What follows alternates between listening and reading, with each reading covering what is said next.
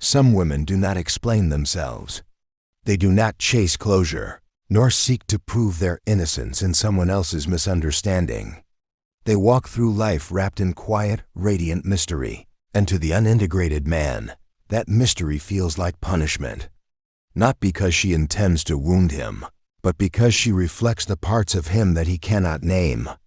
In the beginning, he is drawn to her the way a moth is drawn to flame, not for her words, but for the energy that surrounds her. It is not something she performs. It is the sacred tension between what she reveals and what she withholds. She becomes for him the living embodiment of his anima, the feminine aspect of his own soul that he has yet to reconcile. Jung once said that a man's greatest love is often his projection, and she becomes the screen upon which he paints his ideal, his desire, his salvation. But when she does not conform to the fantasy, when she does not bend to the image he has created, his fascination turns to confusion, then frustration, then ache. He begins to feel punished by her silence, as though her stillness were an accusation. He cannot understand that her distance is not cruelty, it is truth. For he does not see her as she is. He sees the reflection of what he wishes to possess. When she pulls away, the illusion collapses. The anima he projected onto her dissolves back into the shadows of his own psyche, leaving him face to face with the vacancy inside. This is not about her rejection. This is about his confrontation with himself. And yet, beneath his anger, there is awe, because he senses that her mystery is not absence, but depth. He cannot read her because she no longer lives through the male gaze. She belongs to her own unseen world. She has met her shadow, tasted her darkness, and found power in her restraint. She has stopped trying to be understood and started to understand herself. And to a man who seeks control, that autonomy feels like loss. It is the death of possession, the death of fantasy, the moment he realizes he cannot own what he cannot define. She, however, is not detached out of bitterness. She has simply learned that energy, given without consciousness, becomes currency spent on illusion.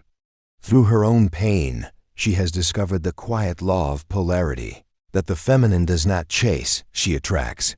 She does not demand, she embodies. Her mystery is not a mask, it is presence without explanation. It is the grace of one who no longer negotiates her worth in the marketplace of attention, but he feels it, the distance, the power that radiates from her refusal to collapse into reassurance. Every unanswered text, every unspoken word, every pause that stretches too long, becomes a mirror forcing him inward.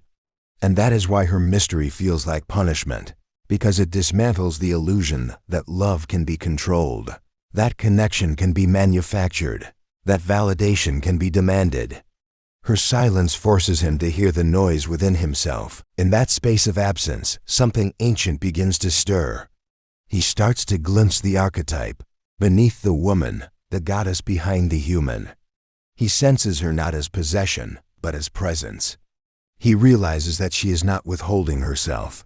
She is simply whole. The very thing that once tortured him now begins to teach him. Her mystery becomes initiation. Her detachment, a mirror. Her self-possession, an invitation to meet his own soul. And this is where the alchemy happens.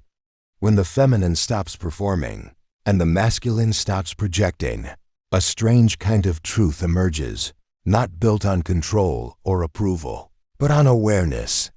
In that awareness, attraction transforms into respect. Desire deepens into devotion. And what once felt like punishment becomes awakening. For she was never the mystery meant to be solved.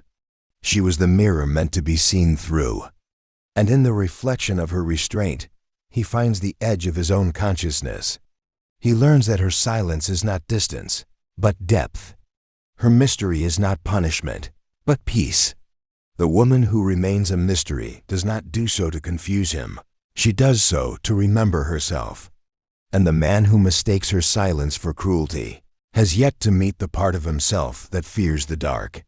Because in the end, it was never her mystery that hurt him.